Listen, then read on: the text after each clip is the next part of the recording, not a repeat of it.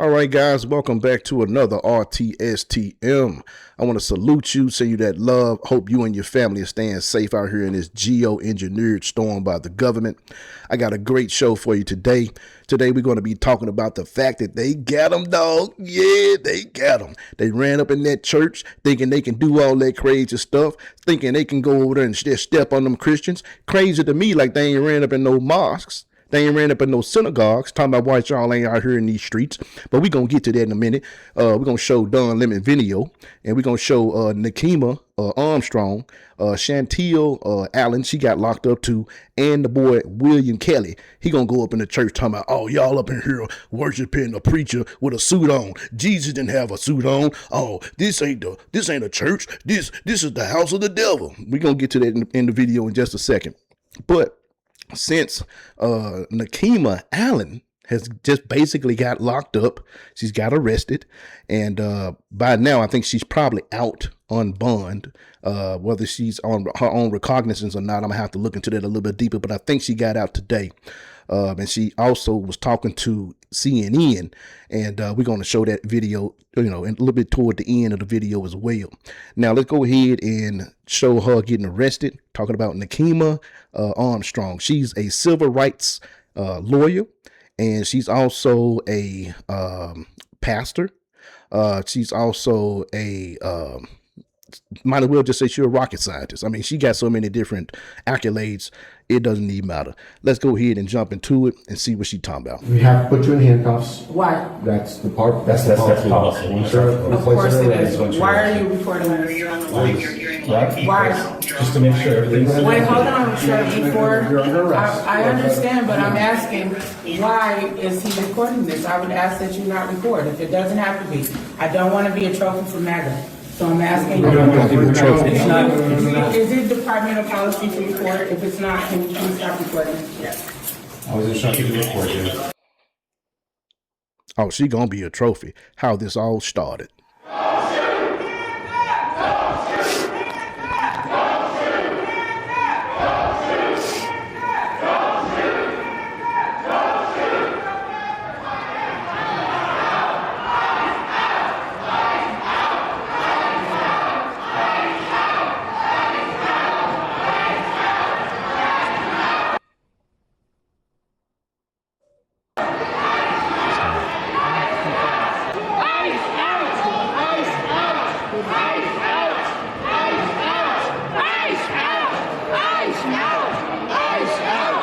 So the protesters are confronting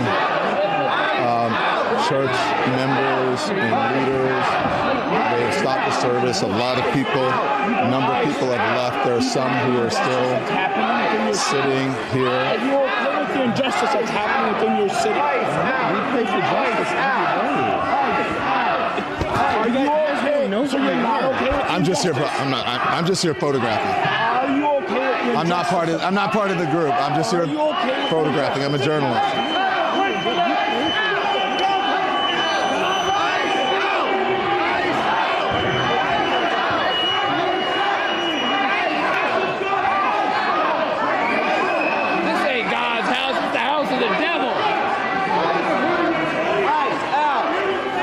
Excuse me, sir. Can I get right here?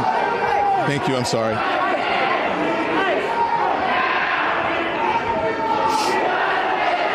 So you can see the protesters here have gathered over here. They're in the middle of the church. In the beginning of the church service, the pastor was speaking, and Nakima stood up and said her piece, and then the protesters surrounded her. But this is a clandestine mission. I think they found out according to them, this is according to Operation Pull-Up, that one of the pastors here is a member of ICE. And so, here we go. You could talk to the lead pastor over there. Yeah. Okay. And so, the pastor is over there.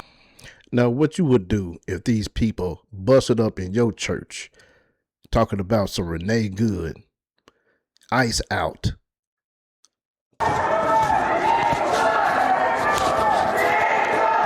So leave that down in the Renee comments. Good. So right now it's kind of mayhem. This is mayhem that they started. This man knew every bit of what they was going to do before they came in there. If you go to Don Lemon's website, or not his website, his page on YouTube, like I did, this is where I derived this video from, so I got to give him credit for shooting the video. But I went to his page and I watched the whole thing, man. It's like 4 hours, 6 hours, something like that. And in that, they talk about, you know, how they were going to do things and how it's all clandestine and all this stuff. But as soon as he come in here, he talking about, oh, he's just a journalist. He's just going to stand back. But he's also going to get very opinionated with people. Just stay with me. In here.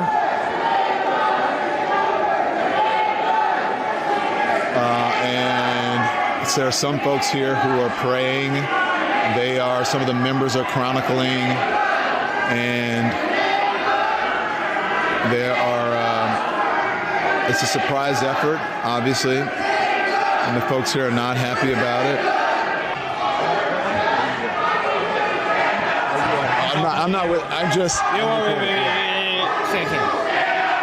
That dude just mocked me. He's like, I'm not even with it. He's like, same thing. If you're here, you're here. So this is what the First Amendment is about the freedom to protest. I'm sure people here don't like it, but protests are not comfortable.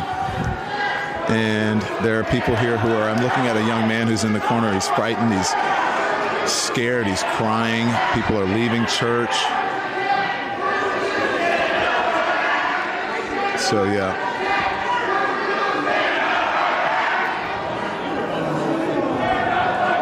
So,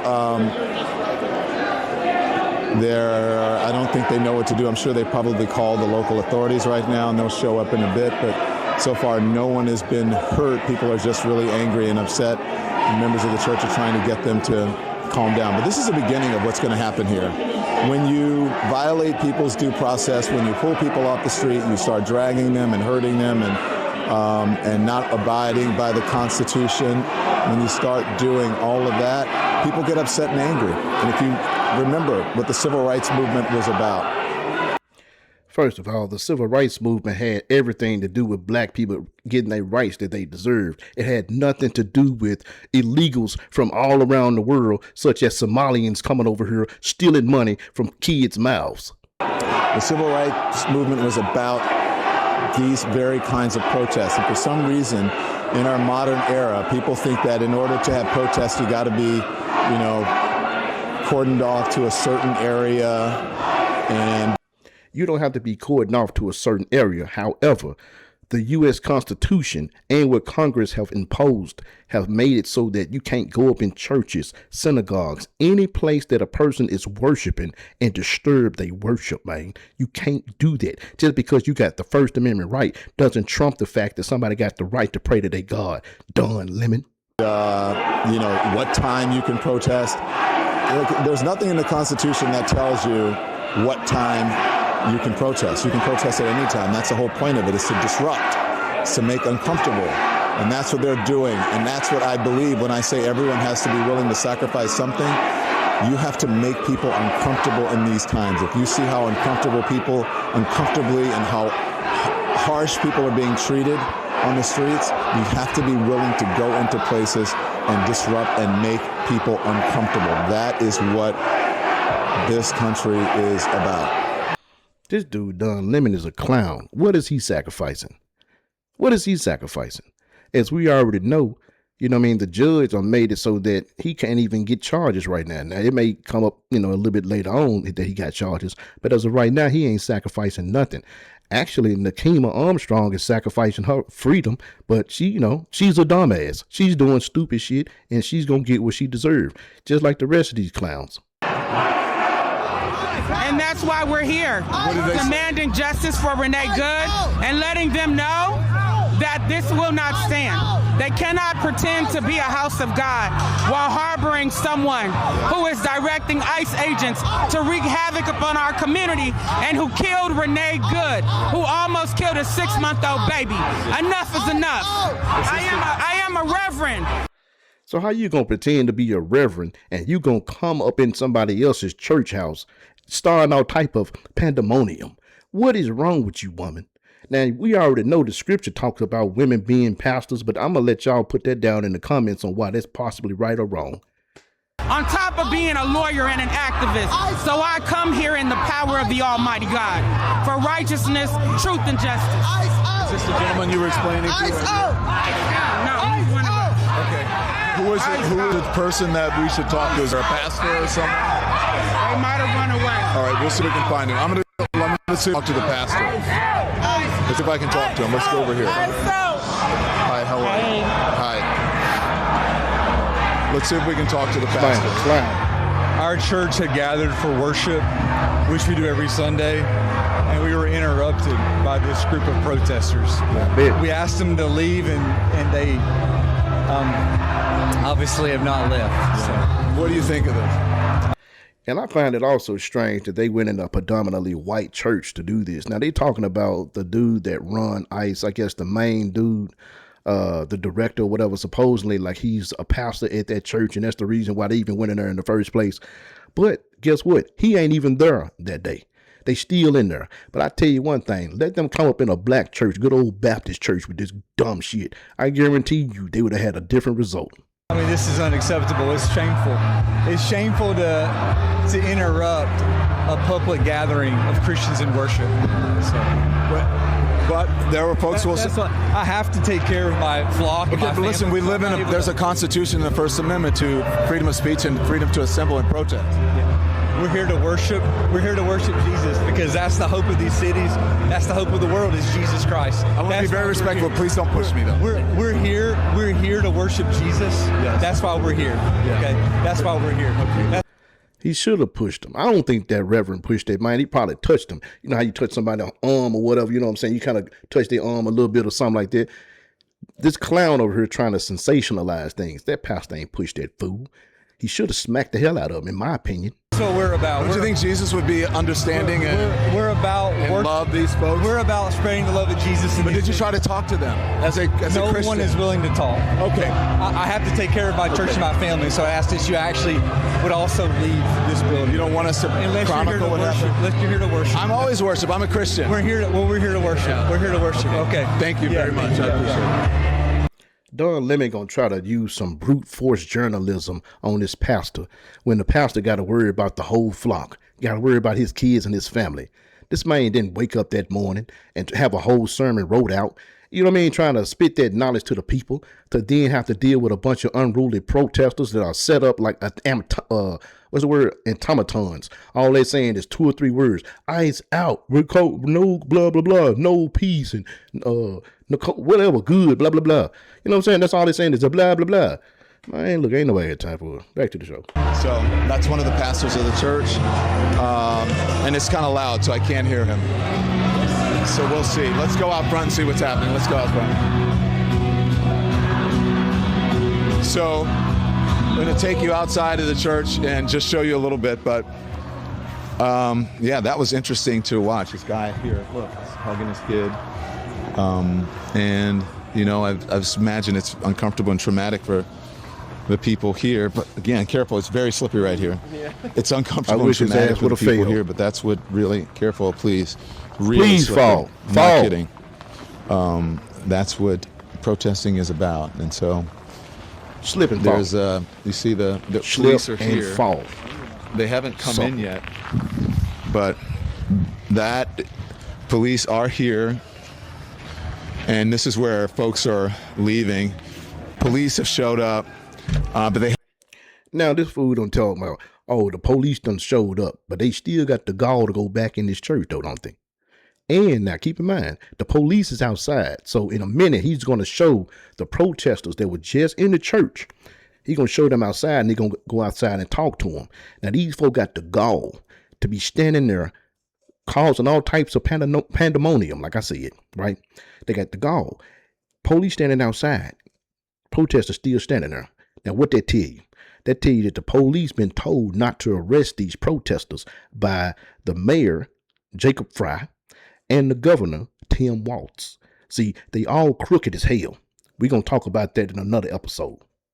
Haven't come inside yet. A couple of the members are speaking to me. They're upset. And you can imagine, of course they would be upset. So the crowd has significantly dwindled, and the reason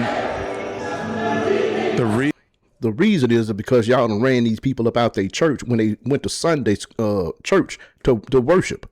I mean, it's some people, they go there to worship, man, because they feel like the Lord is talking through the pastor and talking directly to them. They done had a hard week. I done been there when I went to church and I felt like the pastor was saying something to me that was so profound. I felt like the message was just for me. And it made me feel some type of way to maybe get myself lifted up out of whatever slums I was in at the time. And these people done stole that from them. I don't appreciate that. Like I said, let them go up in one of these Muslim mosques with this same type of energy and let's see what happens. Let them go up in one of them Jewish synagogues, because guess what? I don't see no Muslims out there trying to save none of these illegals. I don't see no Jewish people going out there trying to save none of these illegals. And I think why? Because they got enough sense not to be out there messing with the doggone federal government. I know they got enough sense. Can I talk to you, sir? What do you think of this?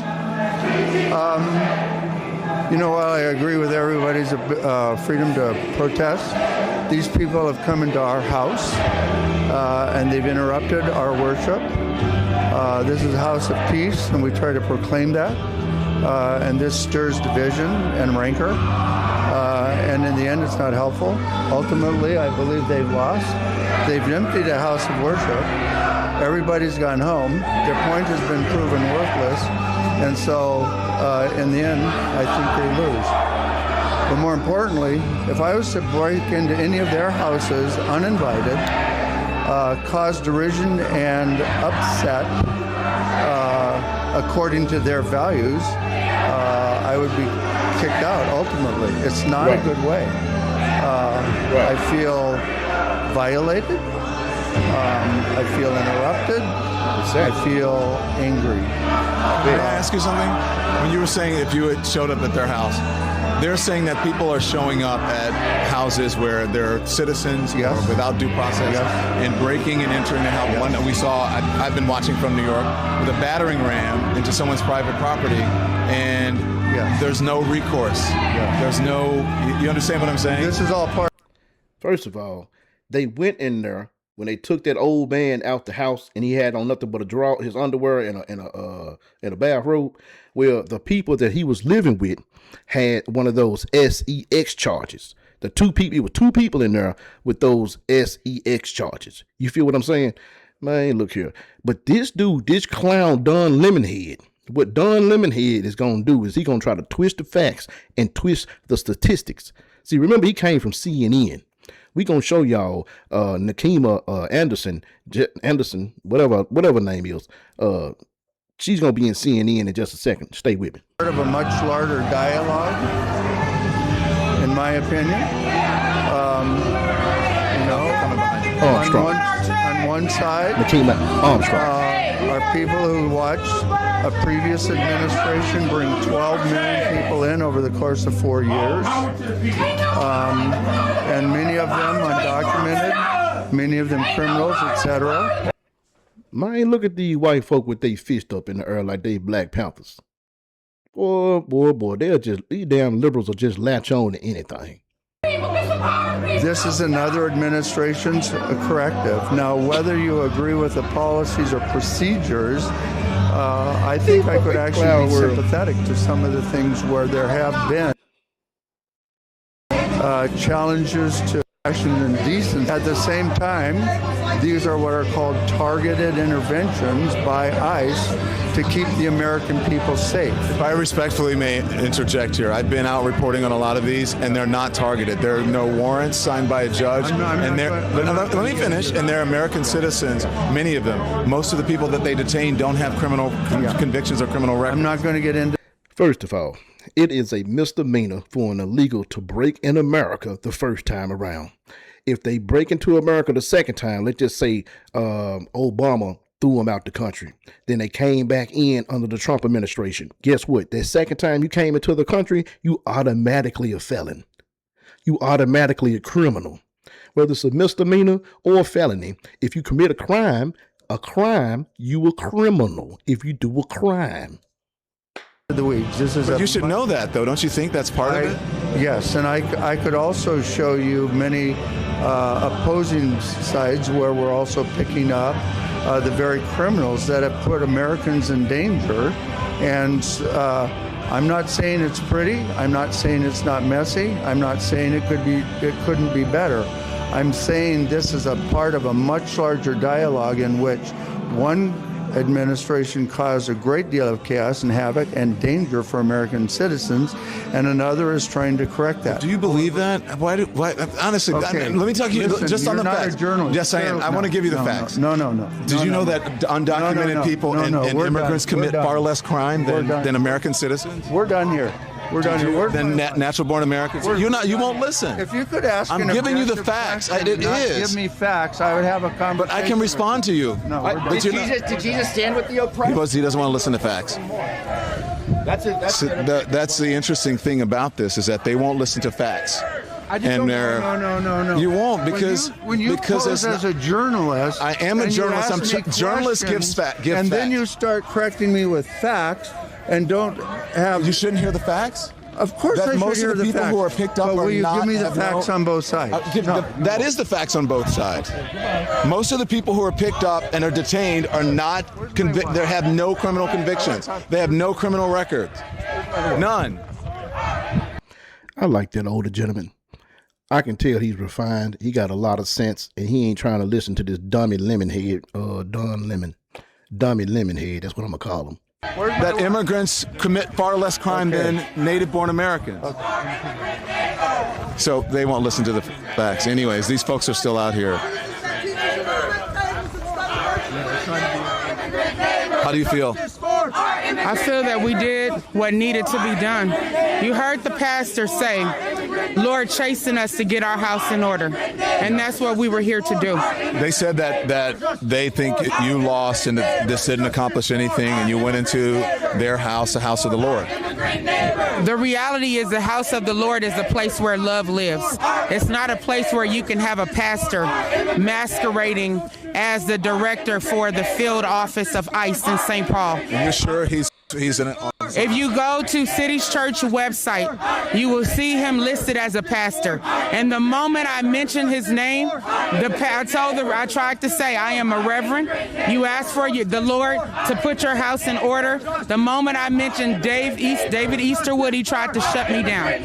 So you can go to their website and see Dave Easterwood listed, David Easterwood, and he's all over the court decision that just came out in with Judge Melendez, where the ACLU filed suit on behalf of 6 Minnesota residents because of the abuse by ICE and them violating people's constitutional laws. He also appears on C-SPAN with Christy Nome. That is the same guy listed as a pastor here at City's Church. So what happens next, Nikema? What do you think this does? It depends on this church. I know that this church will never be the same after today. And I think that the people who worship here will have to decide which side are they on. The side of the Lord, truth, righteousness, or justice, or the side that pretends to be on the Lord while harboring someone who is helping to perpetuate evil in our community. The guy who oversees. This woman is not a pastor. She does not see things the right way in any capacity. Excuse me. She don't see things in the right way in any capacity. I mean, she's just an activist, man. That's it. She can claim up and down she's an astronaut, she's an actor, which I believe she is an actor. She's probably a paid protester. As a matter of fact, we about to see this other paid clown protester, William Kelly. Stay with me just a second. Finna interview him. He just finna really clown out. These ICE agents. How dare you claim to be a minister of Jesus? I am a reverend. I am a lawyer. I am an activist, and I stand on the side of freedom, justice, truth, and righteousness. Did you? Period. You can show some of that, Mike, too, as well. Did you try to talk to the leadership of the church? You saw me tried directly to talk to the leadership when I disrupted the church service. And he tried to shut us down after we mentioned David Easterwood. Yeah, I asked him, why don't you try to talk to the folks? And he said that, this was a disruption and, Yeah, because they didn't read the Bible where Jesus came into his Father's house and flipped over tables because they were pretending to worship the Lord. They were pretending to follow the word, but their actions were not in alignment. So we came and flipped over a table today.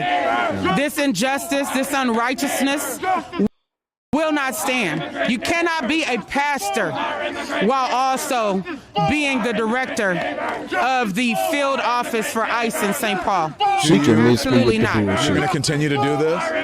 We will continue to do whatever is necessary to bring justice to our community and justice for Renee Good. Thank you. And now what? You can't tell me, right? Do you want me to hold your mic or you're good?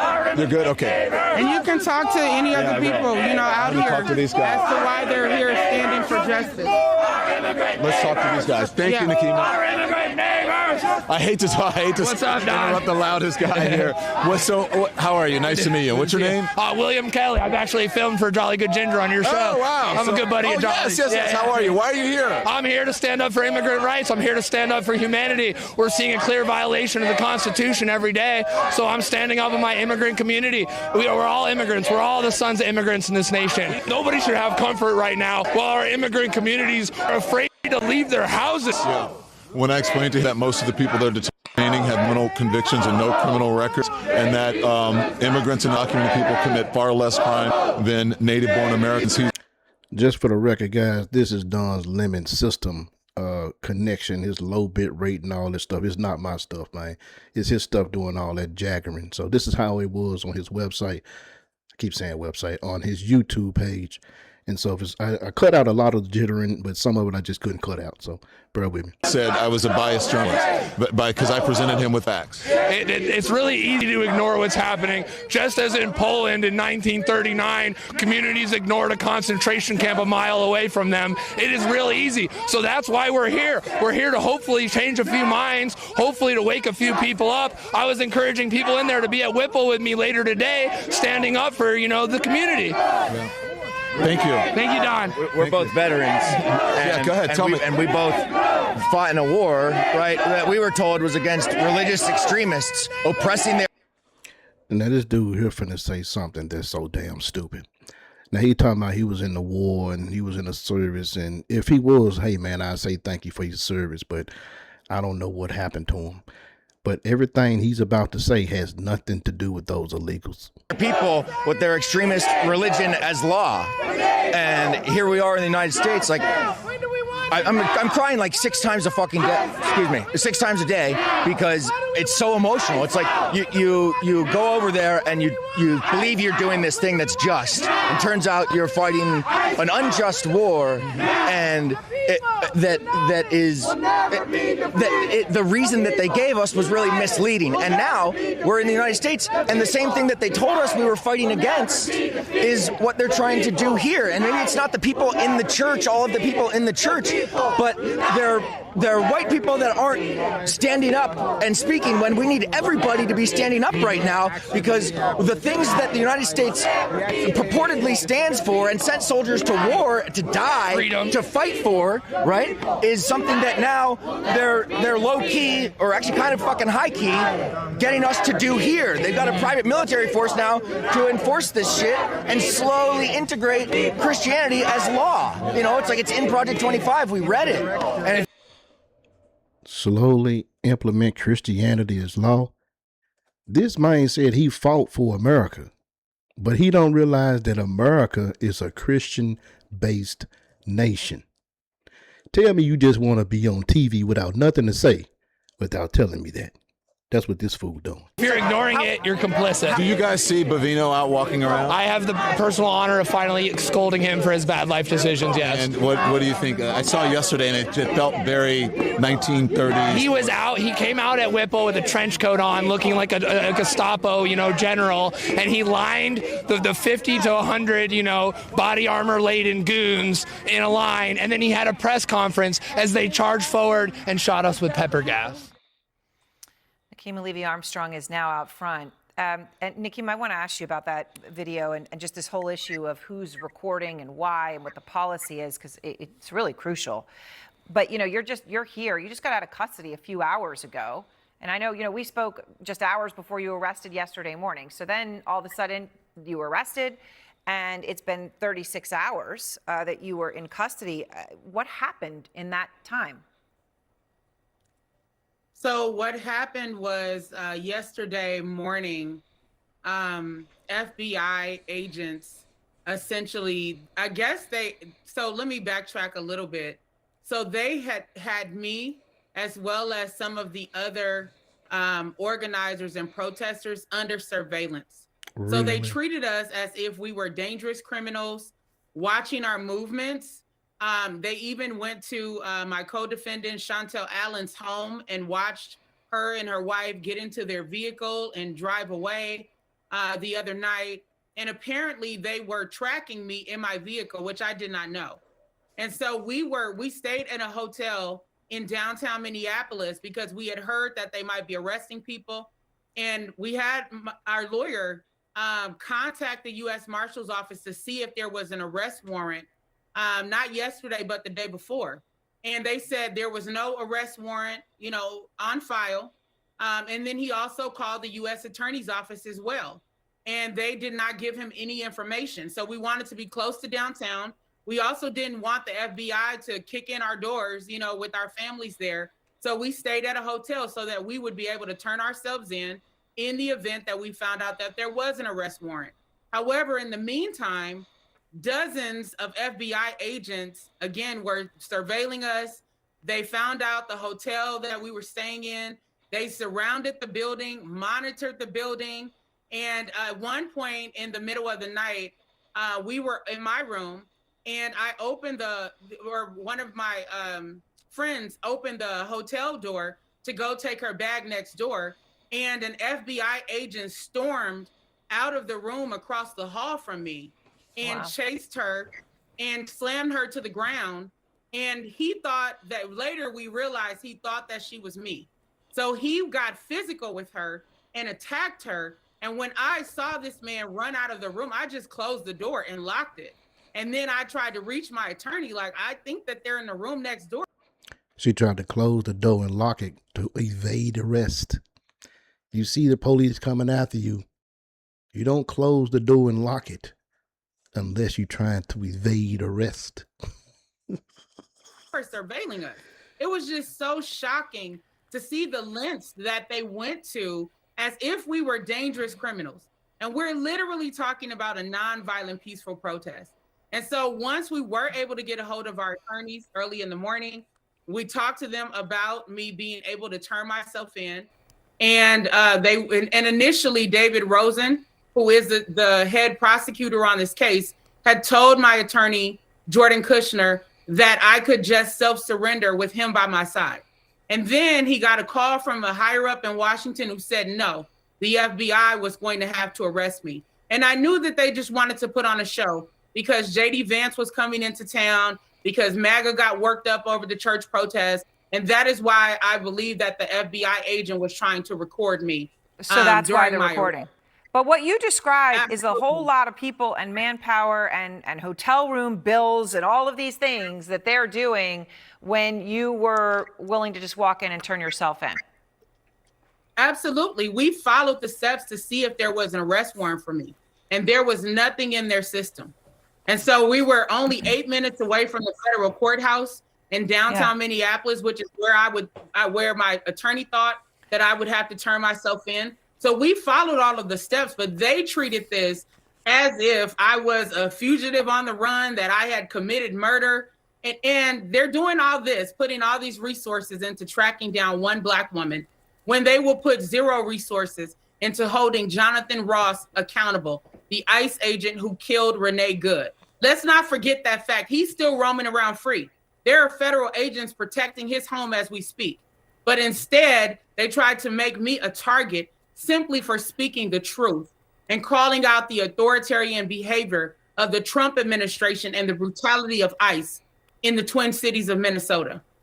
Nikema, in that video that they were filming of you, right? Because they obviously have said this is something they're now doing, and we've seen them do it. Jonathan Ross himself was filming during when he shot Renee Nicole Good. You say in your video, I don't want to be a trophy for MAGA. We heard that in what we just played that you provided for us. But that video that we're looking at, it confirms what your attorney said. And by the way, what the DHS secretary posted, which is you looking very calm and stoic, okay, during your arrest. She posted an image of you. You looked very serious and calm.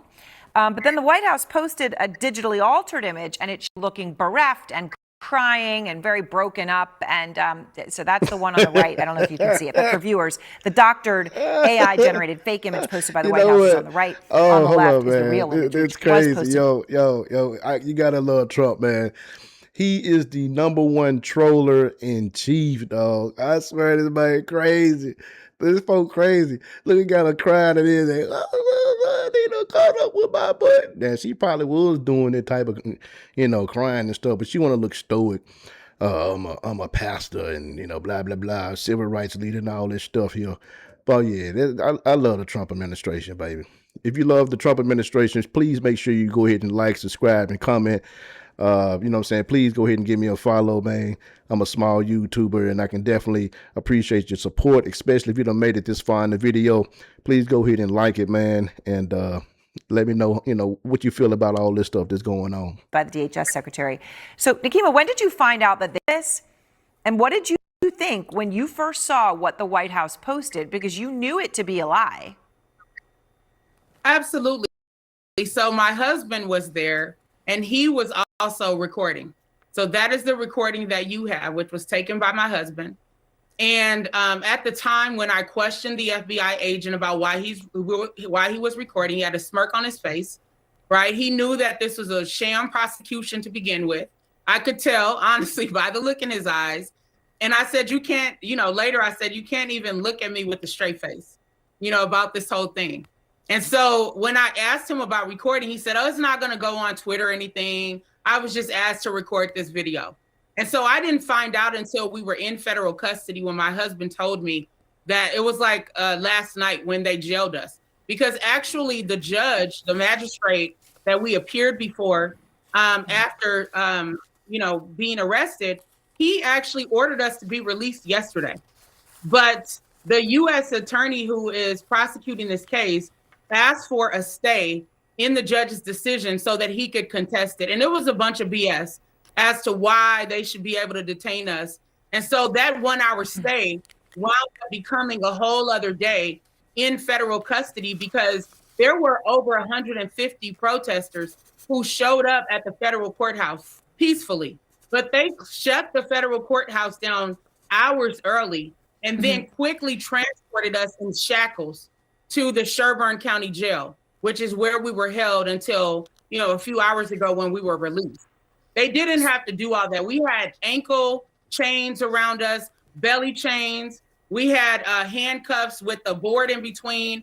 I mean, honestly, like they were transporting slaves during slavery. And it was Django.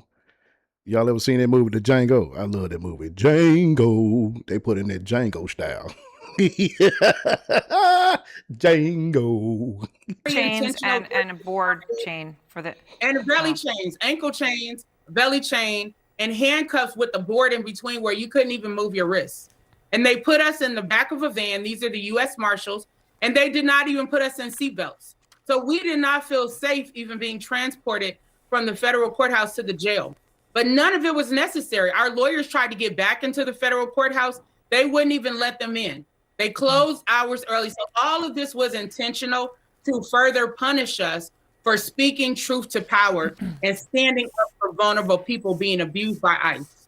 Nikema, they did just release a court affidavit, and this came a DHS agent test.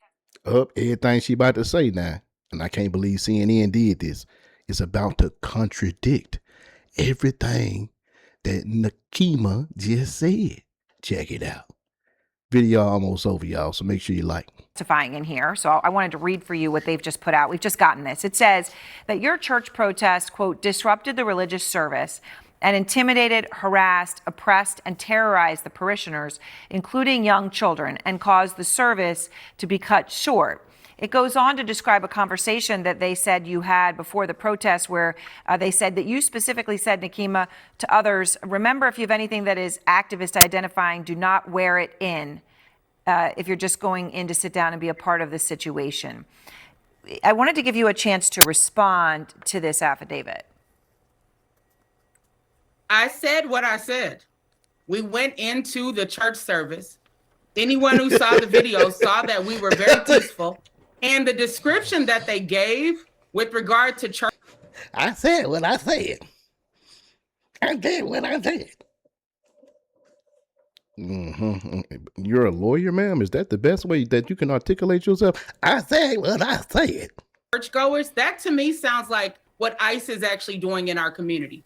Terrorizing adults and children, making them fearful, disrupting their lives. That's what ICE is doing. That's not what we did. As we were in there trying to have a dialogue, at least I did, with the pastor initially, once I said the name, David Easterwood, and asked how could he be both the pastor and the director of ICE in Minnesota, the pastor is the one who said, shame, shame, because he didn't want to have that discussion in front of the congregation. I believe he didn't want them to know that they have an ICE pastor as a part of the church. Because of course there's leadership that knows, and there are some of the congregants who did not know. Now, as we were, leading chants, there were protesters talking directly to parishioners and vice versa. There were also people who were worshiping during the service. There were people who were singing. There were people who were sitting in the pews praying. So that is in stark contrast to the affidavit that you just read in terms of what actually took place in that church.